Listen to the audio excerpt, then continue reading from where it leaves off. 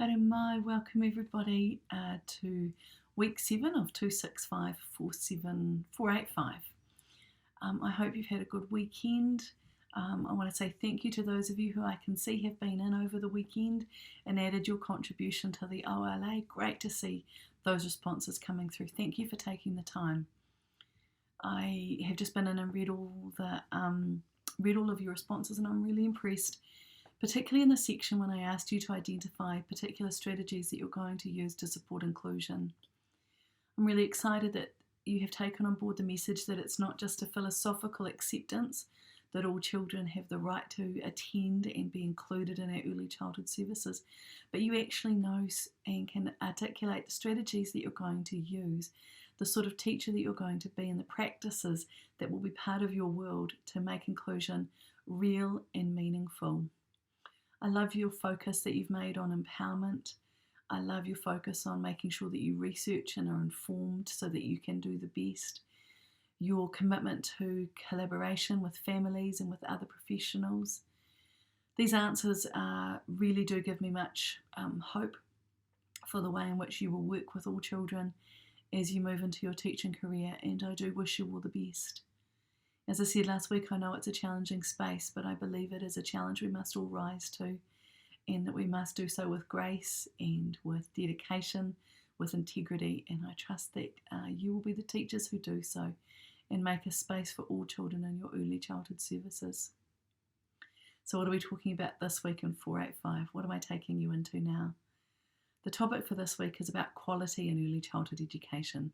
What does quality actually mean? It's a really interesting topic for us to start to dig into because there are many points of view, is the truth of the matter.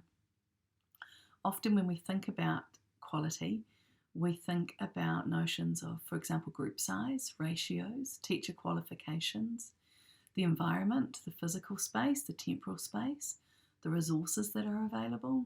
Some of these might all come to mind when we think about what makes quality early childhood education. And they're good and solid answers, and they all make a significant difference.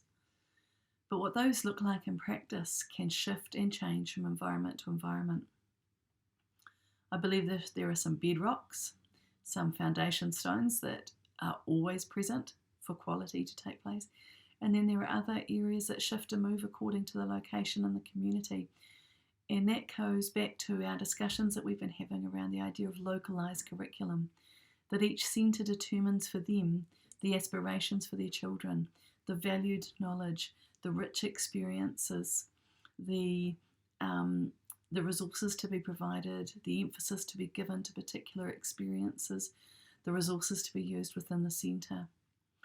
And this allows for great diversity in our centres, allows us to have different priorities and yet still keep flavour while maintaining quality standards. There's some really good information for you this week that starts to unpack these notions of quality and how they are socially constructed.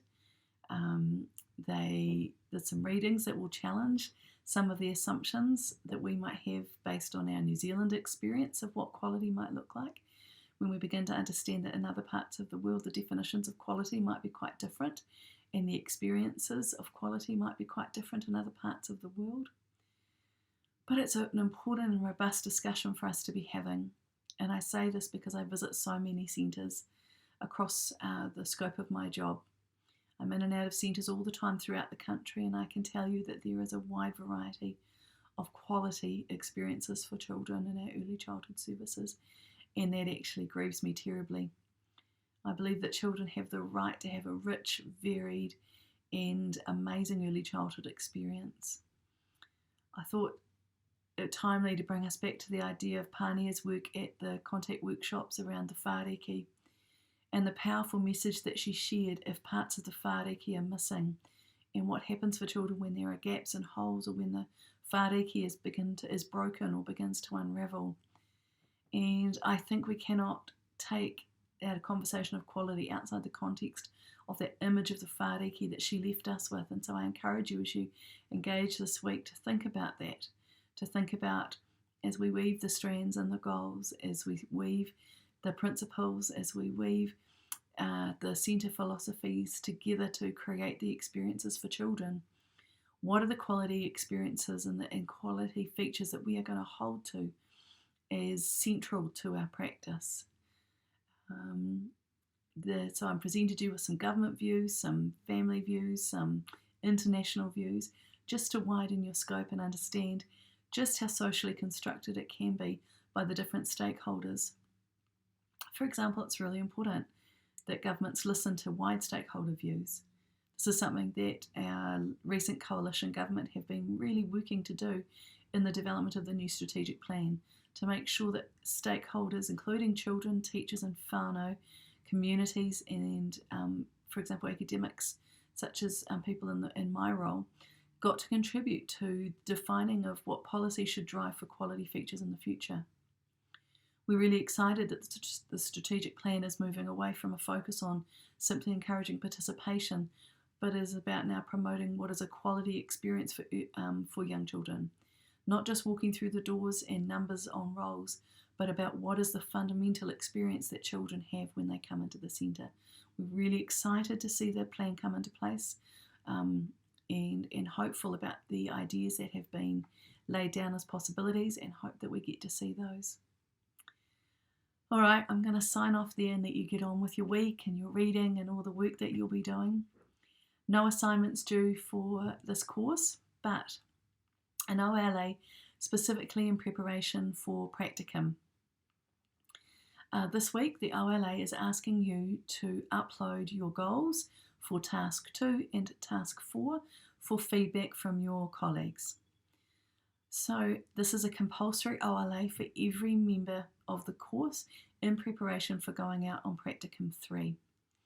Please upload your goals into the forum. Please each one of you set up your own, go in and set up your own response so that they're individual this week, so others can go back and give feedback to your individual responses.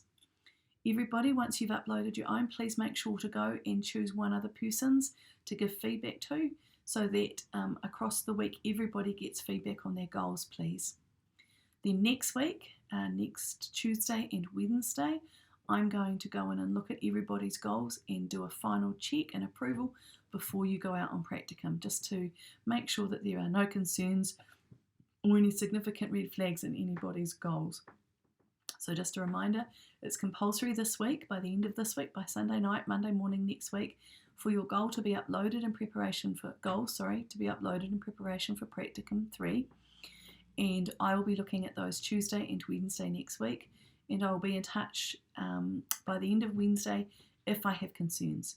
If you haven't heard from me by the end of Wednesday next week, that means your goal is fine and you are good to go.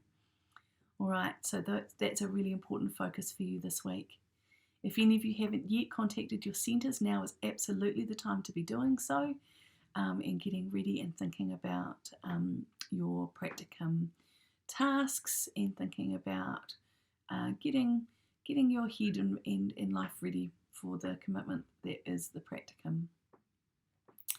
I just want to put an extra message out in terms of the way we're going to manage the practicum tasks. For those of you who started this year in 2019, you're familiar with using Google Drive as a way of sharing your task work, and I think that's been working really well, and we will continue that for Practicum 3 just as you did.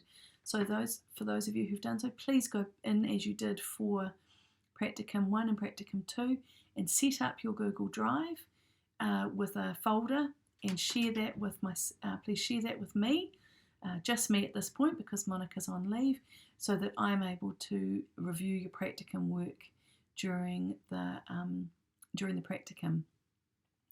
For those of you from 218, our part-timers who are moving through to do Practicum 3, I would like to give you the choice.